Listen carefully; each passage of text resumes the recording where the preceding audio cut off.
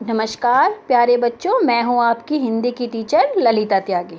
ठीक है, जैसा कि आप जानते हैं हम बाल राम कथा का पहला पाठ अवधपुरी में राम पढ़ रहे थे। ठीक है, आज इस वीडियो में हम उसका दूसरा भाग पढ़ेंगे। ठीक है, जैसा कि हमने जाना कि अयोध्या के राजा दशरथ थे जिनके कोई संतान नहीं थी, तो उन्होंने संतान प्राप्ति के लिए एक यज्ञ किया। ठीक, यज्ञ कौन सा यज्ञ था? पुत्रेष्टि यज्ञ। ठीक, जिसके कारण उनके 4 पुत्र हुए, राम, लक्ष्मण, भरत और शत्रुघ्न। तो एक दिन विश्वामित्र जी उनके यहाँ पे आए और वो कहने लगे कि आप मुझे राम को दे दीजिए, मैं एक यज्ञ कर रहा हूँ जिसमें 2 राक्षस बाधा पड़ रहे हैं और मैं चाहता हूँ राम उसका संहार करे। ठीक है, तो तपस्वी विश्वामित्र जी जो थे वो राजा दशरथ के दरबार में हैं। ठीक है, चलिए देखते हैं आगे क्या होता है। दशरथ पर जैसे बिजली गिर पड़ी, वह अचकचा गए। उन्हें उम्मीद ही नहीं थी कि मुनिवर उनसे राम को मांग लेंगे। उनके ज्येष्ठ पुत्र, उनके सबसे प्रिय दशरथ चिंता में पड़ गए।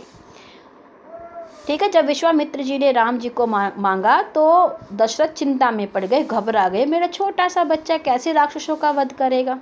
ठीक है, चलिए आगे देखते हैं। विश्वामित्र दशरथ की दुविधा समझ रहे थे। उन्होंने कहा, मैं राम को केवल कुछ दिनों के लिए मांग रहा हूँ, यज्ञ 10 दिन में संपन्न हो जाएगा। कितने दिन में? 10 दिन में। महाराज दशरथ दुखी हो गए, पुत्र वियोग की आशंका से कांप उठे।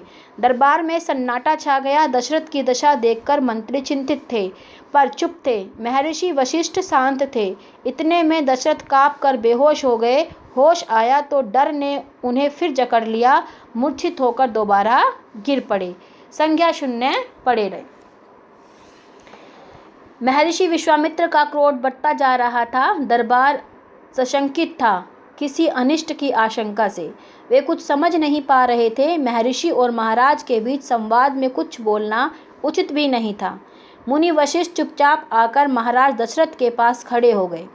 थोड़ी देर बाद दशरथ उठे। स्वयं को संभालते हुए उन्होंने महर्षि से विनती की, महामुनि, मेरा राम तो अभी 16 वर्ष का भी नहीं हुआ है, वह राक्षसों से कैसे लड़ेगा? राक्षस मायावी है, वह उनका छल कपट कैसे समझेगा, उन्हें कैसे मारेगा? इससे अच्छा तो यही होगा कि आप मेरी सेना ले जाएं, मैं स्वयं आपके साथ चलूं, राक्षसों से युद्ध करूं। महर्षि विश्वामित्र ने कोई प्रतिक्रिया व्यक्त नहीं की। क्रोधित थे पर उसे व्यक्त नहीं कर रहे थे। उन्हें अपने यज्ञ के नियम याद थे। क्रोध करने से यज्ञ खंडित हो जाता है, अनुष्ठान अधूरा रह जाता है। अब विश्वामित्र क्रोध क्यों नहीं कर रहे थे बेटा? क्योंकि ये यज्ञ का नियम था कि अगर कोई यज्ञ करने वाला क्रोध करेगा तो यज्ञ का नियम टूट जाएगा और यज्ञ खंडित हो जाएगा। ठीक, चलिए आगे चलते हैं। मैं राम के बिना नहीं रह सकता महामुनि, एक पल भी नहीं। आप राम को छोड़कर जो चाहे मांग ले, उसे मत ले जाइए। मैं राम को नहीं दूंगा, बिल्कुल नहीं। वह मेरी बुढ़ापे की संतान है, मैं उससे बहुत प्रेम करता हूँ। महर्षि का क्रोध भड़क उठा। दरबार, मंत्रीगण और ऋषि मुनि सख्ते में आ गए। आप रघुकुल की रीति तोड़ रहे हैं। राजन, वचन देकर पीछे हट रहे हैं। बेटा, पिछले भाग में मैंने क्या बताया था आपको? रघुकुल की रीति क्या है? प्राण जाए पर वचन न जाए। ठीक है, यह बर्ताव कुल के विनाश का सूचक है। आप जानते हैं कि मैं स्वयं दुष्ट राक्षसों का संहार कर सकता था, लेकिन मैंने संन्यास ले लिया है।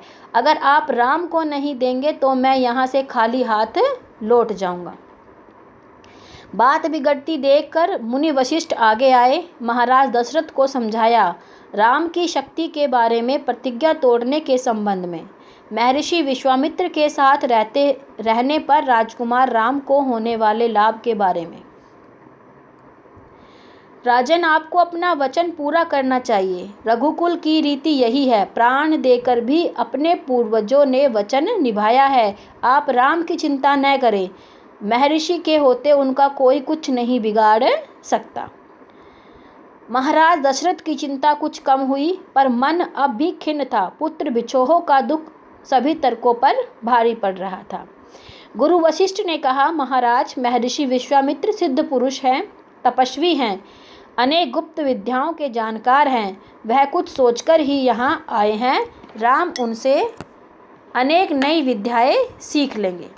आप राम को महर्षि विश्वामित्र के साथ जाने दे, राम को उन्हें सौंप दे। ये किसने कहा बेटा? महर्षि वशिष्ठ ने राजा दशरथ से कहा ताकि वो विश्वामित्र जी के साथ श्री राम को जाने दे। ठीक है, चलिए आगे चलते हैं। दशरथ ने मुनि वशिष्ठ की बात दुखी मन से स्वीकार कर ली, लेकिन वह राम को अकेले नहीं भेजना चाहते थे। उन्होंने विश्वामित्र से आग्रह किया, कहा कि वे राम के साथ उनके छोटे भाई लक्ष्मण को भी ले जाएं। महर्षि विश्वामित्र ने महाराज दशरथ का यह आग्रह स्वीकार किया। ठीक, अब राजा दशरथ ने विश्वामित्र जी से क्या आग्रह किया कि वो लक्ष्मण को भी साथ में ले जाएं। राम और लक्ष्मण को तत्काल दरबार में बुलाया गया। महाराज दशरथ ने उन्हें अपने निर्णय की सूचना दी। दोनों भाइयों ने उसे सहर्ष स्वीकार किया। ठीक है, खुशी से सिर झुकाकर आदर सहित। इसकी सूचना माता कौशल्या को दी गई। बताया गया कि राम और लक्ष्मण वन जा रहे हैं। महर्षि विश्वामित्र के साथ नितांत गंभीर माहौल में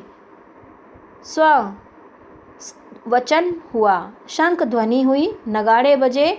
महाराज दशरथ ने भावुक होकर दोनों पुत्रों का मस्तक चूमकर उन्हें महर्षि को सौंप दिया। किस महर्षि को सौंपा? स्वामी विश्वामित्र जी को। दोनों राजकुमार बिना विलंब किए महर्षि के साथ चल पड़े, बीहड़ और भयानक जंगलों की ओर। विश्वामित्र आगे आगे चल रहे थे, राम उनके पीछे थे। लक्ष्मण राम से 2 कदम पीछे, अपने धनुष संभाले हुए, पीठ पर तुनीन बांधे, कमर में तलवारें लटकाए। तो राम लक्ष्मण किसके साथ चले? तपस्वी विश्वामित्र जी के साथ। कहाँ? वन में। ठीक, वन में विश्वामित्र जी के साथ कौन कौन गए? राम और लक्ष्मण। ठीक है बेटा, आज के लिए इतना ही। अगली वीडियो में हम फिर मिलेंगे इसके प्रश्न के साथ। ठीक है, तब तक के लिए नमस्कार।